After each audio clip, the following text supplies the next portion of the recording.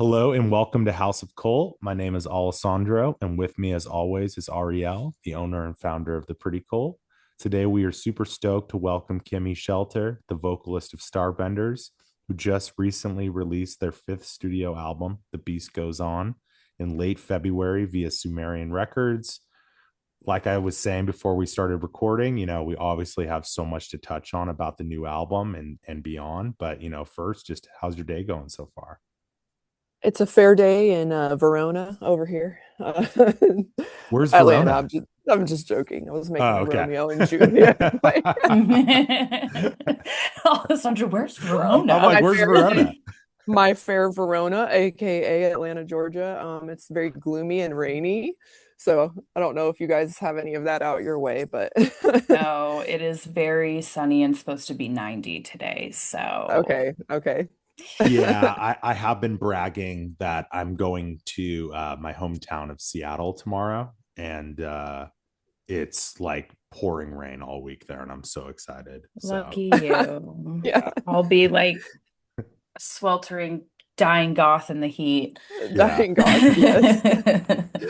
Yes. But yeah, we'll just, jump into it. First, rolling here, it's been obviously less than a month since the release of the Starbenders' latest album, The Beast Goes On. Now that this record you've worked on for so long is finally out in the world, how are you feeling about it? Have you had a moment to kind of take it all in, celebrate the release, and how has the fan response been so far? Yeah, it feels great. It's been great. It's an exciting record for us because it was the first full length with our new drummer Shiwei on it, which was a big step forward. After a lineup change like that, it can be a little daunting, but Hmm. that in and of itself feels really good because it's like we're still here, baby. So yeah, so that's been really great, and fan response has been awesome. Just all around good vibes. nice. Hell yeah. Are Yeah. there any kind of like rituals that you guys like to do when like an album comes out? Obviously, this is the fifth album, but like, is there anything you like to do specifically, like on like the eve of the release? Just run around and panic and scream. Yeah, No. um no, I think it's funny because everybody in the band were like all kind of weirdos, and so it was like four weirdos together combined, and so we just I don't know, we're kind of like a weird little band in that way. Like we're not like big partiers and all that kind of stuff too, so it's just it's relatively like yeah, like relatively like okay, it's here, and then it comes out, and then you're like, all right, cool. And so I've already been like writing the next record and everything, so just yeah. onward. Nice. I Yeah, know that's how I am when I have something like release, like a new collection or something. I'm like, and also I mean, when you're creating it, you've been working on it for so long before anyone else knew about it. So then Yeah, when it's out, I'm like immediately like, okay, I'm moving on now, like on to the next thing. Like yeah, I've it's had this with me for months and months and months, but I want to move mhm. on now. Yeah, it's you've So kind of totally already get been that. living in it, and so it's like, and I think that's as time goes on, I try to do more of like in the moment processing and stuff, like you say. Like it's so easy to kind of just keep pushing and not kind of sit with those feelings and stuff like that, and so that's something that like I've been trying to do a little better, but yeah. nice. So, when was the record actually like completed, like mixed, mastered, everything? um Last May. Okay, wow. Okay, so Mhm. you've been sitting on it for almost Yeah, a year. Wow. we actually recorded it out in LA during the fires. Oh, Um, wow. yes, and so a quarter of the record is with our original producer Nico, and then three-quarters of the record is with Matt Pauling, who's a producer out in LA. He's in Woodland Hills.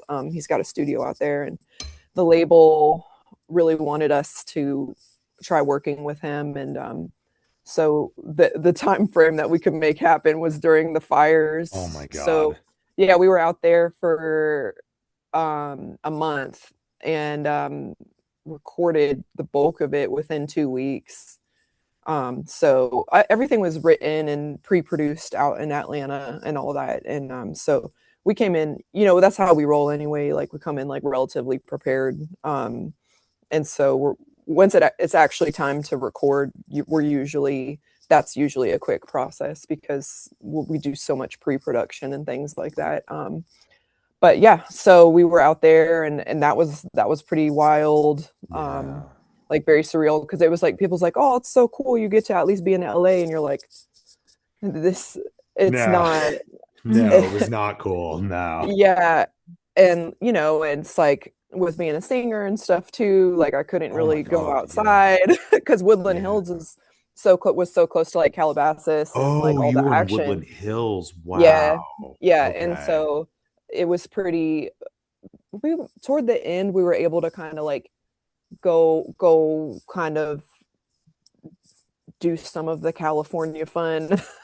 Yeah. But like yeah, but so it's interesting too that it was recorded during that as well, which I feel like some of that energy is in the recordings, which is cool for art's sake. Sure, When sure. you're when you're the human living it, it can be very stressful, but all that shit tends to like really make compelling art.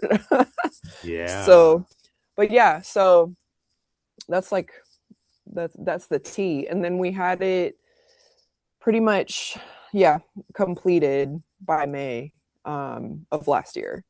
And so, it's just a process of like rollout plan, all that kind of stuff, all the boring stuff.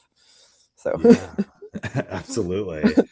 Obviously, you kind of already touched on it a little bit, but kind of want to walk us through like the writing process for the record. Like, did you kind of go into this? Like, obviously, I believe this is your fifth record. Correct me if I'm wrong, but oh, I think it might be our fourth full length, but maybe the confusion comes from like we've had like three EPs. okay, okay, Yeah, yes, okay. So but yeah, it's same difference. you so, know, so definitely like yeah, obviously a record like right at like the middle of your discography right here, like yeah. so far, and Mhm. you know kind of going into this record, you kind of mentioned like you guys are always like very prepared heading into the studio. Like, what was sort of like your mission statement or concept, like going into it, or did things just kind of reveal itself more organically as you were writing? Because sonically, I feel like this record feels like the most like raw and kind of analog sounding Starbenders release yet. I feel like the tones are a little darker, and kind of curious like what the overall mission statement was. I think the nature of putting together a record with a new band member kind of contributed to some of the energy of it, the different sort of flavors and stuff like that. And when when the time had come to put it together and make a body of work, you essentially look for the kingpin. So you're like trying to you just write until you get like the song that kind of like it reveals itself as being like the crowning jewel, and you're like, all right, we've got a record. And then usually after we get that song, three or four plop out right after it that are really great. It's like this weird energetic thing that tends to happen. And so some of the songs were in the repertoire, like June I wrote at the same time as I wrote Seven White Horses like 7 years ago. And it's like, so sometimes you go back and like go through the catalog and like, okay, what's, because I write all the time, so we go back and like see, okay, what was cool, what got left behind, what can, is there anything. So some of the stuff is um from years ago, and then some of it's all again that like sort of chunk of like the oh my god, what's the word, the pace car. Okay. I was like, is it horse? I was like, is it pace horse? I was like, is it a horse or a car? I don't know. Anyway, so I'm sure there's pace horses too, not to offend the pace horses out there. So yeah, that's just how it is. It tends to be like a little bit of a patchwork. I'm It's interesting because my dad is an architect, and so I essentially became an architect, but with writing and music and stuff like that. So I build the structure, the base structure on my own, and then the band puts ears on it, and everybody kind of decides what they're feeling, and then we take it into the room and start doing arrangement and parts, and they start to build and put meat on the bones and everything like that. And it's always been that way, like since day one. On the record, there's one outlier, which is "Some in My Heart." That song was written by Ashton Irwin, Matt Pauling, and Carolyn Kingsbury, and then I was able to contribute top line on it as well. And so that was one of the first times we've done more of a pop approach with writing, where there's like multiple writers and things like that. And so I think that's exciting, to have like that kind of thing in it, because we're out in Atlanta. We don't really like get to like bump shoulders with too many people. And so we've been on a little bit of an island. So when we're able to collaborate and contribute, it's like always exciting. So that's the long and short of it.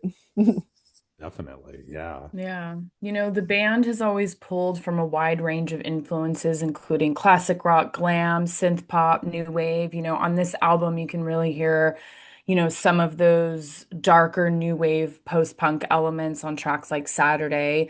What artists or bands, were you kind of drawing inspiration from while making this record? It's essentially always the same pool of influences. Everything from Susie and the Banshees to PJ Harvey, 90s dance music. I love like 90s like club music. Oh yeah. It's the shit. I love it. Oh, And it's awesome. Yeah. yeah, it's like nothing touches it. And then I like all sides of the 90s, like Stone Temple Pilots, Prodigy, like Aqua, Yeah. all that kind of stuff. And then all the goth stuff, the usual shit for us, like The Cure and Bauhaus, 69 Eyes, Him, Placebo. Love So me some placebo. oh, me too. That's like it's my like it was one of those bands that I really bonded with as a child, and so it's like one of those ones that's like always going to be tops for me. So anyways, yeah, I mean it's generally the same pool. We love like there's a little bit of Prince that shows up in the record. The Cult, it goes on and on. Yeah. So I could just list shit all day that we listen to, but we listen to so much of that stuff, and Way brought in a really interesting energy because she brought in like a lot of the Asian influence and like Chinese bands and things like that she listens to, and it's just like a different sort of element to be added when you're bringing in like a different player that may be coming from a different background. And she loves The Cure, so it's like she loves a lot of the music that they have in China, but then she also has taken a strong liking to like goth and The Cure, and like she loves Rush and like all of these bands, like, so it's like so interesting. Yeah, so it's like all the drummer porn stuff, like that they so it's like all that sort of fabric. So yeah, kind of Neil Peart vibes as well. Yeah, she's and she was discovering a lot of stuff for the first time with coming over from the States, because she had been in China her whole life, and is a Chinese citizen. And so we got her an O1 visa and everything to be a part of the band, and she didn't speak any English when she first came. Wow. Yeah, so that's like, it's a trip. I mean, it could be a movie in and of itself. And so she wanted to try it out, and is incredibly brave and courageous, and just came to the States and joined us and everything. And it's been a little a little over 2 years now. And it's interesting though, when you communicate with somebody through, you kind of have to communicate with them through music. It Yeah. would like brought it back to like that elemental state of, and so that part of it's been really inspiring. And being a band that's been around for 13 years now, to get like a new burst of energy and life and newness is something that's been like super inspiring for everybody. So that's a big part of the influence as well, just that shift. That's so interesting. Yeah, I mean, I Yeah. we can just touch on that now. I mean, how did y'all link in the first place? Like, I mean, obviously too, like I imagine that must have been such a wild culture shock, like coming from China to Atlanta, like such polar opposite, I can imagine. Like, how did this all happen? Yeah, we I always say we had big platforms to fill when our previous drummer decided to leave. And so we just searched the world over. We knew that we wanted to put someone back there had that could kind of keep up with this like ethos and this sort of vibe that we had. We didn't want to just stick anybody back there. Yeah. And so we just took a shot at completely opening up the entire search, and that was worldwide. And um we I found her on like an online database for, there's a female drumming competition that used to be around, and she had competed a few years back. But I went to their website and was just going through their database of like previous competitors and judges, and just Wow. like, because and so we found her, and instantly everybody was like, holy fuck, like she would be ideal. And then it's like, we were like, oh no, she's in China, like she's not, like she's completely on the other side of the world. And Yeah. we lucked out because there was like a couple mutuals that we actually had with her. She had a friend that had just seen us in London a few months prior, and there's also a famous Chinese promoter that had been communicating with us that actually was very tight with her. And so they Hmm. were able to vouch for us and everything, Mhm. and kind of help us bridge the gap. And so I think it's really interesting because it's something that you wouldn't be able to pull off without technology. Like, Yeah. you it makes the world smaller, like us being able to Mhm. like peek into like the different corners of the world, and like to even pull something like this off, like so it's definitely wild. It's as crazy as it sounds. I mean, it's wild. And she definitely you know she's like I said, she has a courageous and adventurous spirit, and Yeah.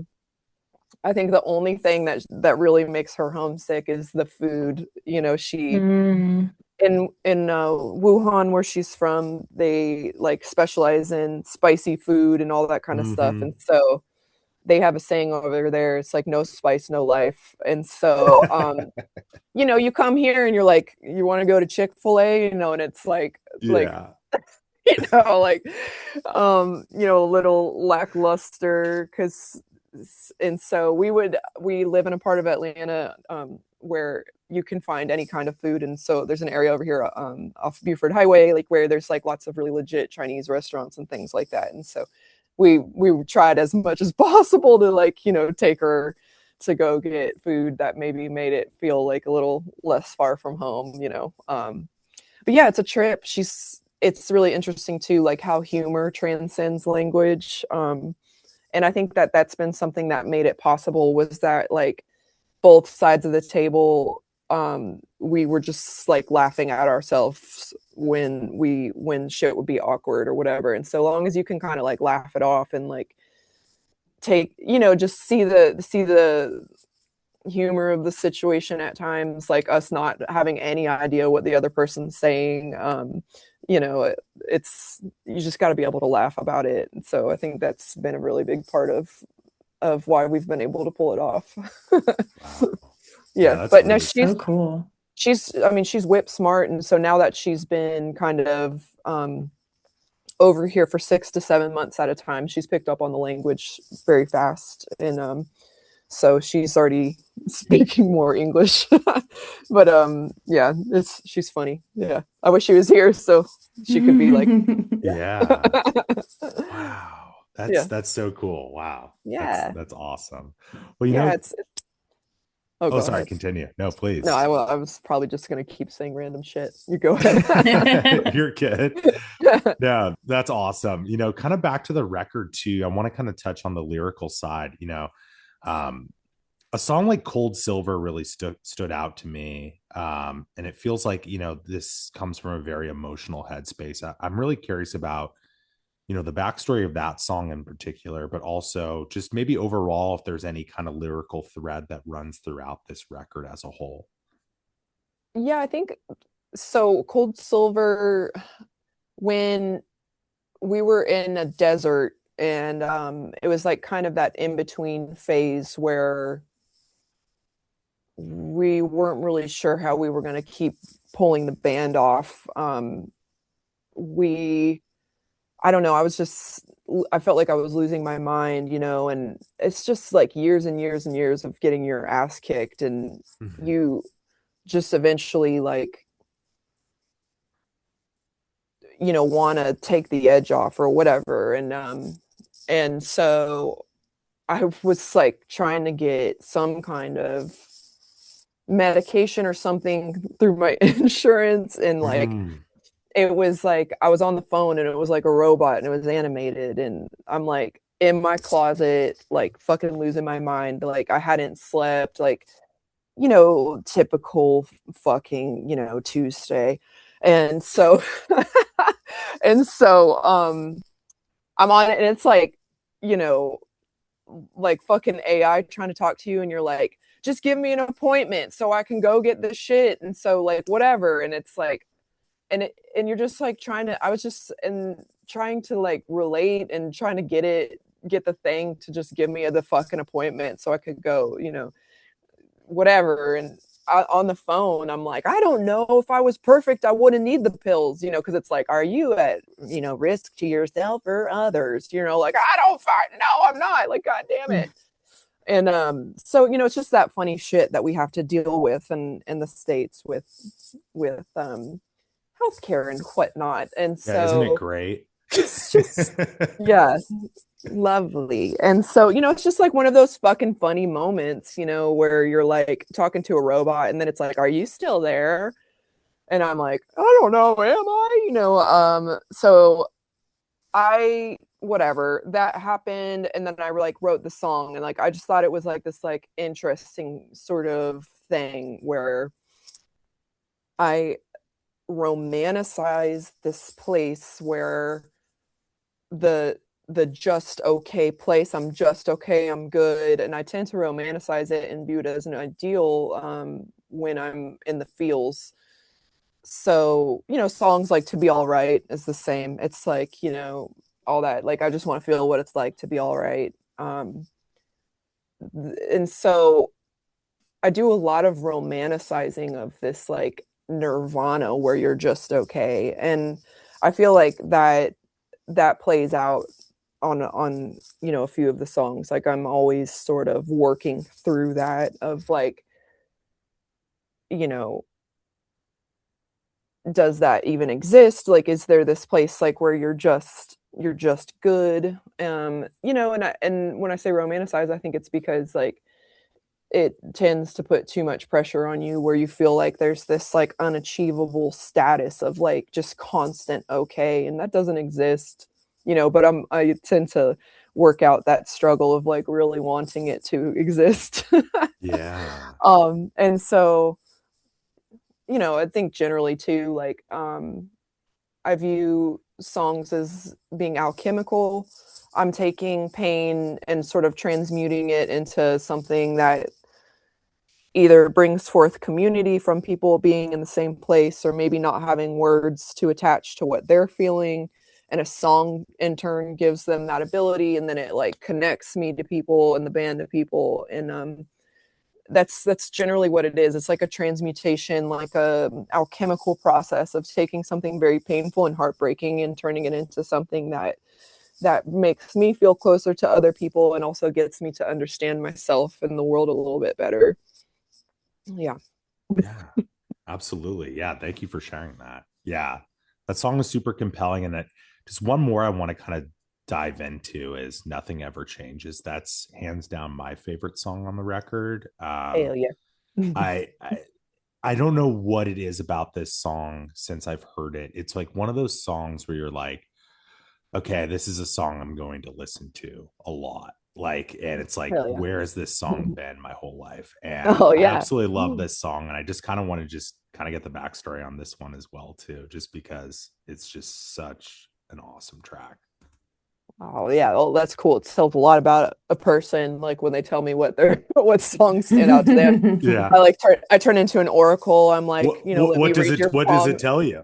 Uh, Well, I mean, I think that it probably tells me like if something's like translating to you, like a song like that where it's just like fucking whatever, nothing ever changes, like, and it's like this kind of tough, snotty thing, but it's like an acceptance of a kind of hesitant acceptance of just the way things are. I think that like it again lets me know that there's like so much in community and like people feeling the exact same way. And I think that it touches on lots of things that we deal with in today's world, which is like also like spiritual bypassing and like spiritual toxicity that sometimes people put on you, like where they just like can sometimes gaslight you through spirituality, um and just general speak of being like, no, everything's like rainbows and butterflies and all this kind of stuff, and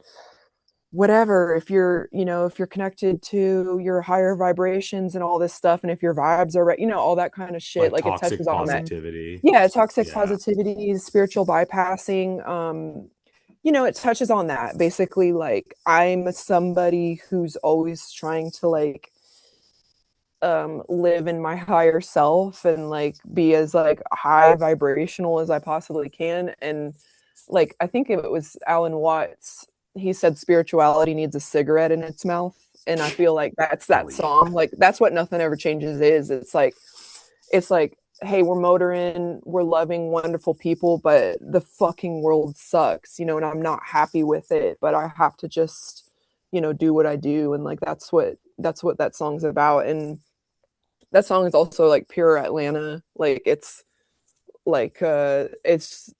Atlanta has kind of this a buddy of mine calls it Vulture City. Like it's got this like griminess to it and this edge to it. And I think that it peaks out, the regional influence peaks out, especially in songs like that. Yeah. And also that song is just like classic Starbenders. Like that's we've had that sort of vibe within every record since day one. So it's kind of a worn in pair of boots for us as well. Yeah. That's Yeah. that's very interesting. Yeah. I love what you said about like spirituality, but with a cigarette in its mouth. I think that's like probably the most compelling thing I'm gonna hear like today. Like that makes so much sense to me. Right? Um, But it and I gives us relate to that so much. yeah, it gives us permission to kind of be like you can be this like you can be the person that you're trying to be, like you can be this person who's like in progress and all these things but still be like that fucking sucks. You Yeah. know, there's because like if we whitewash and we try to like pretend like, you know, whatever, like if you're not being honest and you create discord in your soul, it just like comes out sideways, you know. And I think that like that's sort of where we live also in our life and our moral function and you know, all that kind of shit, like, you know, just being real, you know. Yeah. Absolutely. Yeah.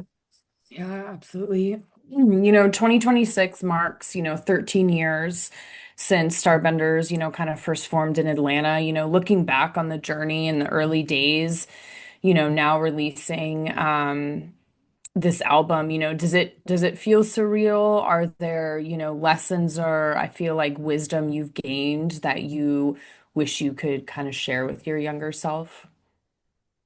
I think we touched on a little bit of it earlier. It's like Mhm. spending more time being in joy, and like allowing allowing ourselves to feel accomplished with certain things. And I think that like with social media and like all that kind of stuff, like, you get on your Instagram, you be feeling good about yourself or whatever, you get on there and you're like, damn, we're not like that. We're not there. We haven't pulled that off. I'm not like that. I don't sound like that. I don't look like that. And I think it's really easy to like systematically rob yourself of joy. And I think that that's like the big thing. It's like, I wish I could go back and be like, dude, just fucking be like, because there's not this utopia where it becomes safe to be happy, like Mm-hmm. safe to receive. And I think that that's like been the big thing of like feeling like you're not allowed to receive because, okay, well, I'm here but I want to go there, so I'm not going to receive any of the good shit that's Mhm. going on because there's like this lie we tell ourselves where like, you know I don't know, it's like this fucking thing that tends to happen. And man, the most incredible people I've ever met in my life, they're like, they just know how to like have those like moments of joy and like be happy at the right times, and whatever, like even sad at the right times, the wrong times, like giving your emotions like more free range,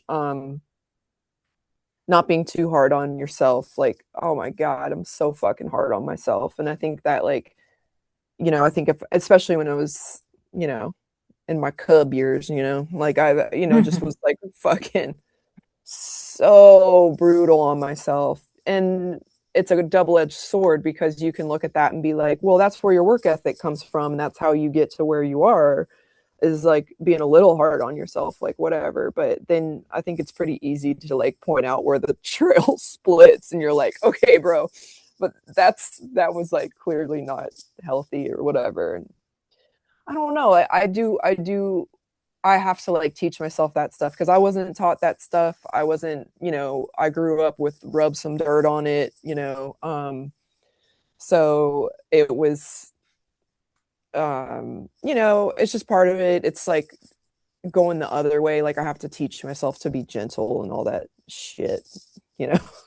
Yeah, Yeah. I I don't completely like being gentle or relate. sensitive or any of Right. those things either. Yeah. Yeah, because if you're goal oriented, especially as a woman, there's this myth. It's the red-lined female myth where like, and it's funny because I was playing with my niece the other day and she had these little dolls, and the mommy character, so they were like plastic dolls, right? And so the mommy character had a coffee cup fused into her hand, like it was like permanent, and I'm like, the red-lined female, it's like the maxed out, like you feel like you're not safe until you're redlined, like until you're like utterly like depleted, and you have to earn your rest, and like all of this kind of shit. And so I think it's really easy to like go into that place, especially like if you throw in like some type A, um and it's like it can be really difficult to spend time with, being cool with yourself. So I Yeah, think that, it's just part of it. it is. Yeah. That's crazy. The doll with Yeah, I coffee was plastered. That's so Oh my crazy. God. That's fused in, sad. right? Fused into her Sad. hand. Yeah, fused into it. You're like, go, go, go, like all this, and it would have been fucking killer like if we were like watching the fire fucking thousands of years ago and you needed that, for survival instinct, Yeah. but it can be difficult to sort of generate those new neural pathways and stuff like that. But I definitely feel that we have we have more, um, plasticity than we think. We can rewire. We can do all those things, and I think that having an artistic outlet you know, whether it be fashion or music or whatever, it helps with that. It helps kind of transmute that restlessness. And then, you know, obviously the trick is then being like, okay, good job, self, you know, without Yeah, feeling, take a moment to appreciate. Don't yeah, just move on to the next thing. Yeah, yes, yes. easier So said than done. ab- absolutely, you know, we like, it's like I said, like kicking off this interview, I'm like, oh, I'm already writing the next record, you know, I'm like, "Rah," you know, like, Mhm. fuck. And I think that like also it's like the day and age, it's like the modern dilemma of like content, content, content. You're like, fuck. So I don't know. Yeah, Well, I yeah, and know. especially like, technically like Spotify. I mean, I work at a record label and it's like everything we always hear is obviously like every 6 to 8 weeks, like new music. It's Numbers, like, yeah. what Yeah. the fuck? Like, Yeah. absolutely not. Like, that's I know. not It's like sustainable. Like, numbers and profits and losses and blah blah blah blah blah blah blah blah blah blah blah. You know, and I don't know. You know, I think it kind of was making the rounds recently. Kate Bush was talking about how she knew that if she put all her effort into marketing her record, she would spend her life marketing and not creating. mhm, So I think that as an artist, it's difficult for all of us to sort of sift through how we're able to like keep our antenna up and connected to like our source, not compromise that and allow that to still be sacred in this effort of like all in the wild, like screaming into the void, you know. So it's yeah, complicated, you know, but that's where like friends in our community can come in. So exactly. yeah. Absolutely, absolutely. Switching gears a little bit, this spring and summer, you are heading out on a massive UK and Europe tour in support of the new album. What are you most looking forward to about that run of shows? Are there any songs from the new record that you are especially like excited to bring to the live set? Yeah, we were able to kind of do like a litmus test of like running through the new songs on stage like in Nashville and Atlanta for the record release, and like Some in My Heart and Cold Silver, all those songs have been really fun to play live, so we're excited to bring those overseas as well. And yeah, I mean, we're just really excited to be in Europe, and it's just the shit. It's fun, you know, being a girl from the South, you know, like it's always surreal when I get to go to different parts of the world and it's like on the backs of music, which is the dream, you know. So Mhm. I think it's just trying to keep it simple like that, like again, like to allow myself to you know, just keep it simple, like of it's just a beautiful thing, like when I'm able to look at it from like the very like raw place, which is we're getting to take our songs and go on the road and see like, oh man, Europe's so awesome, and all the architecture and the food and the people, and it's just such a different vibe. And so we're very we're very stoked to be on the other side, on the other Yeah. side Yeah, of the of Atlantic. Yeah. course. Yeah. Yeah. So yeah. I mean, fuck, take us Oh, with you. Oh my yeah, God. right. Take us with you. Yeah. Oh my Yeah, God. yeah, yeah. I know, Yeah. right? Yeah, I yeah. imagine the But band probably does really well in like places like the UK and like Germany it's and like I that. mean, yeah, it's so much more organic. Like I think in the States in general, like touring's is just next to impossible, and like getting people out to shows is difficult, and you know, Yeah. all that kind of stuff. But in Europe, it's like the infrastructure is like more built in. Like even in Greece, the government gives, I think, school-aged kids, so you know, obviously their school system's different, but probably up to the age of 18 or something. I don't know.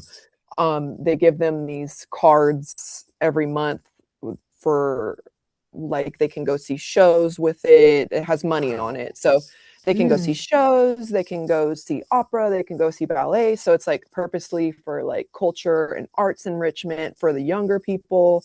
And so it's like things like that, you know, it's just like kind of more built into the scene. And like imagine, I mean, if we were giving like high school and college aged kids here a preloaded card where they could go see a show. Yeah. Oh my You know, God. I went to so many shows in college. I can't even imagine if I didn't have to pay for them. Like, Yeah. yeah, I would have gone crazy.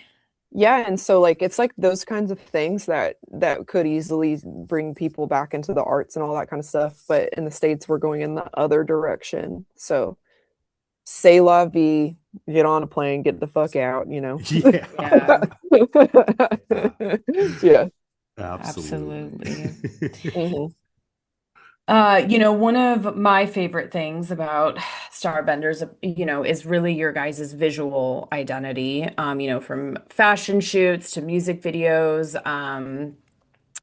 like from the one video from The Beast Goes On, everything feels very intentional.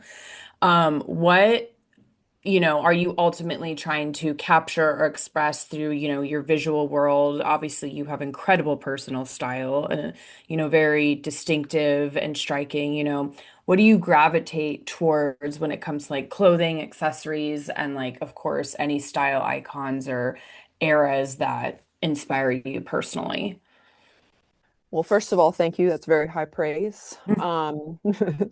So with videos, the we've always picked other artists that could direct and do all that. And so it's a really fun exchange for us to just let them create the treatments and get inspired by our music. And so we try not to tell them too much of what we want. And so for like Beast Goes On, that director, Hannah Gray Hall, she did Tokyo, Seven White Horses If You Need It. And then there's another team from our older videos called Dominar.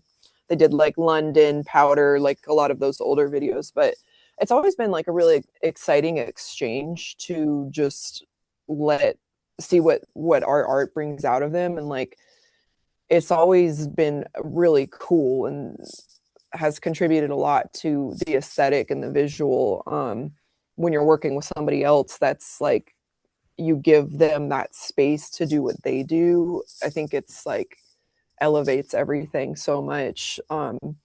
And in terms of like aesthetic and fashion influence, obviously bands like the New York Dolls is a big one for me. When I first started the band, I was very much in like I listen to so much music, but sometimes like I'll have trends like where like for months at a time I'll be like more focused on glam or goth or industrial or 90s, 80s, 60s. So it kind of bounces around, but when the inception of the band first happened, I was like just in a massive Bowie phase. And so that's even where the band name was influenced by. Mhm. I was just in my spacey, Bowie place. And so the band name was influenced by, just Bowie vibes. And so it was like the aesthetic as well kind of came in with it, with like 70s glam, like New York Dolls, and then like the goth side of it with like Susie Sue and um, there's lots of designers and things that I've always loved, like Pam Hogg out of the UK, Patricia Field, um, lots of different vibes like that. And I don't know, I genuinely love fashion, and everybody in the band does too, which is really cool. And everybody kind of has their own flavor. Like if we were like, Monster High dolls, like it's like everybody's like a different, everybody's kind of got their like different thing that they bring into it. And so I don't know, I think it's really fun, and it's we're thrifters, so we just see what the universe gives us. And um I think that that's influenced a lot of our aesthetic as well, because you kind of just have to, like, you're pulling the lever and seeing what's going to be out there. And that's always been the vibe. Like we just thrift everything. I think the only thing I really buy new is shoes, Mhm. Yeah. because like you just don't know. I mean, sometimes I'll like, if like I've just got a pair of Jeffrey Campbell boots that I'd been eyeing for a long time that were used, but I was like, I feel like whoever owned these shoes, whoever had this exact fashion sense, I trust their feet anyway. So fuck it. But yeah, so I don't know, that's a big part of it. And so we have a lot of fun with it, especially with touring and stuff. When we're on the road, I try to hit as many vintage shops as possible so I can be like, oh, that's the blouse I found in Berlin. I got this scarf in Paris, whatever. Like, so yeah, that's the I love the that. basics. Yeah. I feel like thrifting is probably kind of decent in Atlanta too. Might find some cool stuff. Our thrifting here is lame, of course. It's LA. Yeah. Everything's expensive and picked over. You don't Yeah. thrift in LA. But sometimes when I'm traveling for work, if I have time in a place like Atlanta, I think one of my best thrifting hauls I got when I was in Philly for oddities. I found some just really cool like homeware, and I was like trying to put it in my Oh yeah. suitcase so it wouldn't get broken and Yeah. not be too heavy and Yeah. stuff. But yeah, some of these states have like really cool thrifting, like the older like states and stuff like that Yeah, compared for to here. sure. I've found the best thrifting is kind of like I've found insane thrifting in like Phoenix and places like that. So and it's weird because now with like Depop and resale culture, it's not the same, and Yeah. they're like even Goodwill is like constantly special pricing things and whatever. So it's changed, but you can still find some stuff. And I've actually lucked out a lot with consignment boutiques and stuff like that Mhm. lately. They actually end up being less money than the thrift stores, even Goodwill sometimes. And so if you feel like your city's dried up, try checking out a consignment boutique. A lot of them have like really well curated like vintage sections and things like that. And so I won't gatekeep my favorite in Atlanta. It's called Queenie's Consignment in the Oak Grove area in Atlanta. It's the shit. So that's my new favorite. It's Queenie's Consignment. All right. Well, when I'm back there again next year in February, Yeah. I will check it out because I go to Atlanta every February for oddities. Yeah, So I've there you been go. like 3 times now. So next year I will Yeah, have to next check that year. out. Yeah. Yeah, yeah, and they have a really cool like designer section, so you get to go and like pet the Gucci, you know. Like Oh, you just go pet the Gucci and then go to your discount rack, just yeah. sell it, say hello, keep it moving. Yeah. Yeah. Yeah. I always like to ask like kind of the regional questions. I'm always so fascinated. Like, what has sort of made you want to stay in Atlanta? Throughout since the inception of the band to now. Like, what is it about that city that keeps you firmly planted there? Well, finances, we all work. We don't none of us come from money or anything, so it's like this is like where we were sprouted, so it's kind of like where we're staying. And I think that especially like in recent years and stuff like that, even with like the fires out in LA or whatever, Mm-hmm. like it's not it's tends to be a relatively neutral place to hub out of, and so Mm-hmm. that's just really what it is. And I think if I could live anywhere, I would move to like Reykjavik. I would have to, Nice. I would just like be like, you have to come see me in Reykjavik. Yeah. Yeah. I mean, I think it's one of the most expensive places to fly, right? Like Iceland, I'm pretty sure. Yeah. Like, Yeah. Like, so, I mean, yeah. yeah, I like literally pick like the fucking top of the world. Yeah. But I don't know. I just think it's like I gladly hope to go there someday and like write a record and like just be influenced by like those vibes. And like again, being a little southerner and whatnot, like that's just like might as well be Narnia. So Yeah. yeah. So yeah, that's Nice. yeah. Well, kind of switching gears, we're about to wrap up here, but we always like to ask every guest this question. If Starbenders music could soundtrack any film, television show, or video game, what would it be and why? Well, we get Stranger Things all the time. People are Yeah. like, yeah, Oh, yeah, all the time. People will be like, "Oh, y'all's music is like Stranger Things," you know. Mhm. So that, and I wish we could have gotten like a song on the new like the Lost Boys remake, Yeah. that kind of shit. But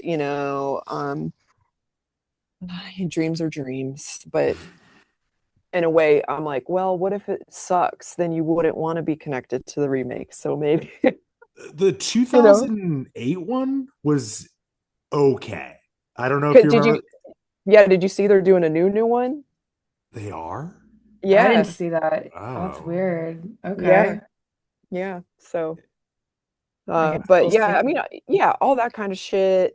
I think that anything that leans nostalgic, is something that we vibe with. Like, everyone in the band likes a lot of animes and things like that. Like, like Nana or one of those, would be kind of cool to soundtrack, you know.